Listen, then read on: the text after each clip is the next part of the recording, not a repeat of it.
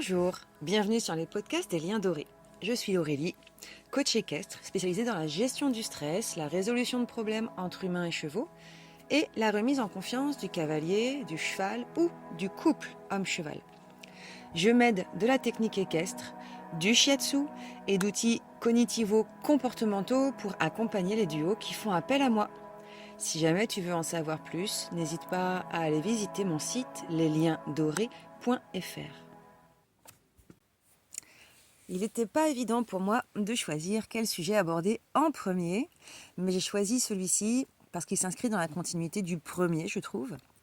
Donc j'aimerais explorer avec vous aujourd'hui les 3 mots que sont la confiance, la cohérence et la conscience. Pas seulement car ce sont ceux qui dictent mes choix aujourd'hui, et donc ça me permettra de vous exposer mon point de vue, mais aussi parce que les mots portent en eux un poids, une utilité, une magie qui permet le lien entre les individus, mais aussi entre soi et soi. La manière dont on se parle est importante dans la dynamique du bien-être. Avant de parler de ces 3 mots, je tiens à vous partager un modeste outil que je partage souvent, justement les 3 mots. Donc c'est un outil très simple. C'est une question qu'on doit se poser. Quels sont les 3 mots que vous voulez incarner, ressentir, vivre avec votre animal ? Bien sûr, on peut le transposer à toutes les situations de la vie, au travail, avant une échéance, dans une période cruciale, avec le compagnon de vie ou dans nos amitiés, etc. Mais je ne suis pas coach de vie, mais coach équestre, et je vous propose de vous poser la question. Quels sont les 3 mots qui vous font vibrer, qui vous font rêver ? Ils peuvent vous être inspirés par une personne que vous admirez ou par votre propre quête personnelle, votre idéal. Je serais ravie que vous me les partagiez si le cœur vous en dit, d'autant plus que plus on les verbalise, plus on les partage, plus ils prennent vie. Donc ces 3 mots, ou 2 ou 15, peu importe, peuvent créer une vibration autour de vous, comme un parfum que l'on se met, comme un état intérieur qui s'exprimerait par notre langage non verbal. Et ils peuvent modifier votre état de pensée, non pas pour le manipuler ou effacer des émotions inconfortables, mais pour poser notre focus ailleurs et donc nous aider à poser des actes en lien avec cette énergie propulsive, positive et moins basée sur des peurs, du stress ou de l'appréhension. Je vais vous donner un exemple. Le mien, j'ai utilisé cet exercice la première fois avec mon cheval Ariado. Avec lui, j'ai développé rapidement une peur des véhicules. J'avais peur qu'il ait peur des véhicules. Bizarre, hein ? Et d'année en année, je ne parvenais pas à la modifier, à l'apaiser, et mon anxiété grandissait. J'ai donc essayé la fuite, l'évitement de cette situation, jusqu'au jour où j'ai habité une maison où je devais passer systématiquement par une petite route pour rejoindre des chemins de balade. J'ai dû me confronter à ma peur. Et un jour, je me suis tellement dissociée, j'avais tellement peur qu'Ariado n'a pas eu le choix que de s'acculer en reculant au milieu de la route, alors qu'un conducteur arrivait à grande vitesse en face de nous. Là, dans un second temps, j'ai déployé ma stratégie fight, je me suis fâchée, une fois sortie de mon inhibition qui m'a dissociée. La peur de ma vie. J'ai failli créer un accident dramatique par ma posture et mon état d'esprit, juste dans ma tête. Quelque temps plus tard, j'ai exploré le pouvoir du focus, celui que l'on pose sur ce que l'on peut contrôler, non pas sur ce qui est hors de notre contrôle. Tout un sujet pour ma part, le contrôle. Et j'ai déterminé 3 mots que je voulais ressentir lorsque je marchais sur la route avec Ariado, qu'il y ait ou non une voiture, parce que je ressentais cette appréhension, même quand il n'y avait pas de voiture.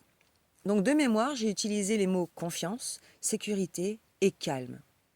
J'ai donc posé mon focus sur ces 3 mots, je les ai scandés à voix haute et en même temps, je posais mon regard sur ce que je contrôlais, ma trajectoire, mon rythme et ma position par rapport à Ariado, puisque le fait qu'il s'accule était aussi à cause du fait que j'étais un peu devant lui. À partir de là, Ariado n'a plus jamais réagi aux voitures et je ne me suis plus jamais dissociée. Mon appréhension était encore là, mais je ne me focalisais plus dessus. Du coup, à force de répéter, ma peur s'est atténuée. Ariado a de moins en moins réagi. Je précise que lui n'avait jamais montré de peur des véhicules, sauf avec moi. Lorsque le cheval a cette peur, la stratégie est différente. Je crois donc que nous avons plus de pouvoir qu'on ne le croit. Non pas dans le but de devenir omnipotent, mais plutôt dans la capacité à déterminer ce sur quoi on peut agir et ce sur quoi on ne peut pas, en faisant le tri entre les deux. Et on peut nettement apaiser notre stress et notre anxiété. Mais si on revient à nos moutons, mes 3 mots, conscience, cohérence et confiance. Ces 3 mots que je trouve très beaux, qui riment en plus, j'aime bien, et qui correspondent aussi à la philosophie qui me parle beaucoup de l'alignement esprit, cœur et corps. L'esprit, c'est la conscience, la pensée, les choix, la posture intérieure, la capacité d'être en empathie, de sortir de son autocentrisme, la responsabilité, savoir pourquoi on demande, pourquoi on attend quelque chose de l'animal. C'est être conscient que ce qu'on lui demande a un impact sur lui. C'est assumer nos besoins, être responsable des conséquences de nos choix. C'est savoir que nos pensées influencent nos émotions, qui, elles, influencent nos actes et nos résultats. La conscience, c'est aussi le focus, comme on l'a dit, ce sur quoi on pose notre attention. Le cœur, je le relie à la confiance, avec la sécurité, l'espoir, l'amour, mais aussi la peur, enfin les émotions en somme, et ce qui crée aussi le lien. C'est aussi les choix inexpliqués, mais qui semblent évidents. C'est lâcher le mental pour être pleinement présent, spontané, et cultiver la joie. Le corps, c'est en quelque sorte la cohérence, mais pas que. La cohérence, c'est l'alignement de nos actes sur nos pensées et nos émotions. C'est notre posture intérieure qui s'exprime à l'extérieur. C'est notre corps qui traduit nos pensées. C'est aussi la connexion ou la déconnexion de l'esprit, du cœur et du corps. Car parfois, on pose des actes, des choix de vie en étant déconnecté du cœur, voire de l'esprit. Mais on va creuser tout ça. Et donc, la cohérence, la confiance, la conscience résument pour moi les meilleurs côtés de chaque sphère. Mais c'est un avis tout personnel. Je vais faire de mon mieux pour qu'à chaque épisode, je fasse vibrer pour moi ces 3 mots. Le plus challengeant pour moi aujourd'hui, dans cette situation, dans ce podcast, c'est le mot confiance. Peut-être as-tu une idée pourquoi ? On va approfondir chaque mot, en tout cas dans mon cerveau, mais votre point de vue m'intéresse. Si vous entendez mon chien se gratter, c'est normal. Le mot confiance. Derrière ce mot, je mets l'absence de stress, la sécurité, l'apaisement de l'anxiété, le détachement, la sérénité, la confiance en soi et la confiance en l'autre, la capacité à rebondir devant un challenge, parce qu'il n'y a qu'en absence de stress, dit distress, que nous avons accès à toutes nos capacités pour trouver une réponse adaptée. Il est maintenant prouvé que le stress élevé ou chronique amoindrit nos capacités cognitives, est défavorable à l'apprentissage, voire entraîne des conséquences biologiques néfastes. La confiance permet selon moi de danser avec ce stress qui nous sort de notre zone de confort, sans tomber dans la perception d'un danger et du coup entraînant des stratégies de survie qui entraînent les réactions de fight, flight ou freeze. La confiance, c'est une des bases du lien également. Sans confiance, pas de lien solide, pas de sécurité. Un animal qui n'a pas confiance en nous va orienter son énergie dans une seule direction, se protéger de nous. La confiance, c'est l'absence de perception d'un danger.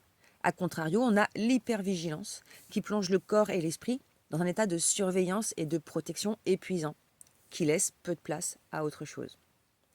Dans la confiance, il y a aussi la légitimité à être, à faire, à vivre. Et ce n'est pas une sensation si commune que ça. Dans la recherche de confiance, je mets également la mise en lumière de toutes les peurs. Peur d'avoir mal, peur de souffrir, peur de mal faire, peur de se tromper, peur d'avoir un impact négatif, peur d'avoir un impact tout court, peur de perdre le contrôle, peur d'être jugé ou incompris, ou encore de ne pas être entendu, etc., etc. Il y a beaucoup de peurs. Pour le mot conscience, j'ai pris la définition que je trouvais que je trouvais intéressante plutôt. La conscience, c'est une connaissance immédiate de sa propre activité psychique, ou plus simplement aussi la juste connaissance immédiate, comme prendre conscience de quelque chose. Donc la conscience consiste en une présence éveillée à nos perceptions internes et externes. C'est aussi connaître les rouages de nos pensées, pour choisir ou non d'en être le serviteur. Par exemple, le cheval doit travailler, bouger, faire du concours, etc. Est-ce que c'est une pensée qui nous appartient ? Est-ce que c'est une pensée qui nous sert à appartenir à un groupe ? Ou est-ce que cette pensée a vraiment un lien avec nos envies à nous, ou bien avec une projection qu'on a ?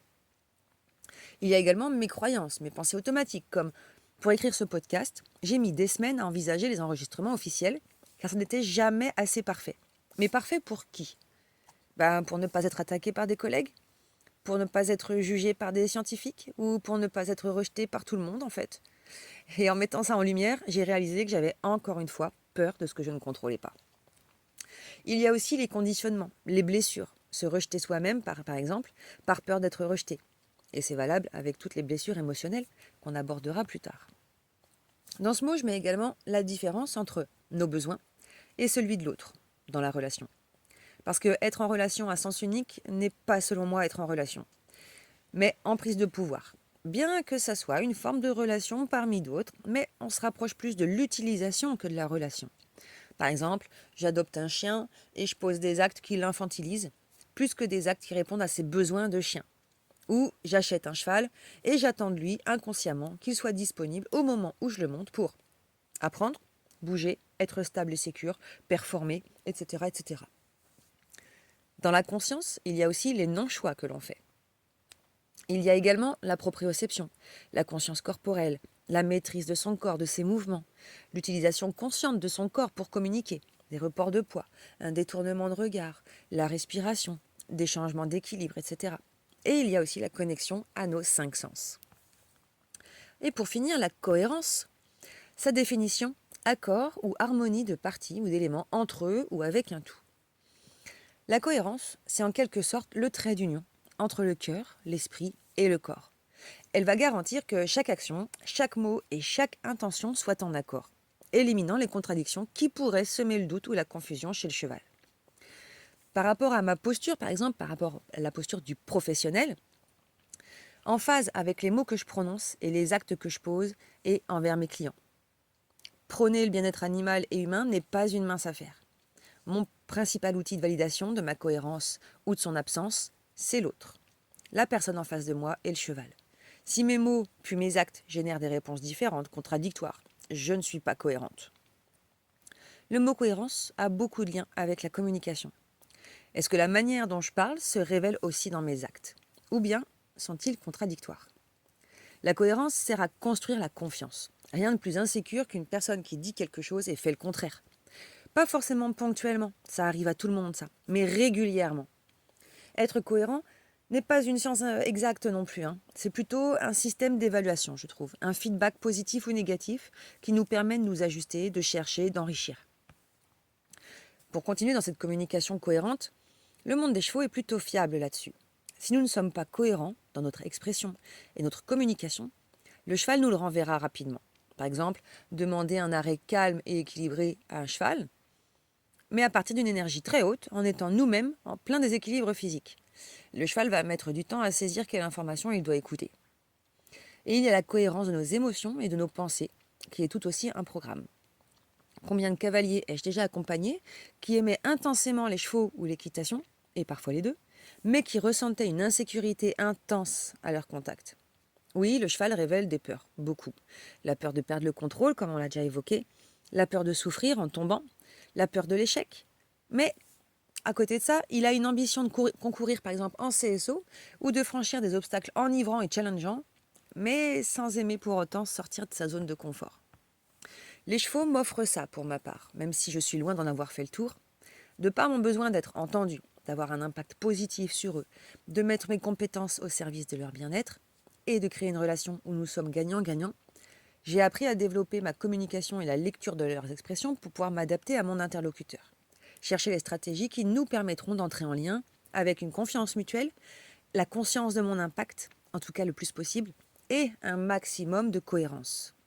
Et toi, ce serait quoi tes 3 mots?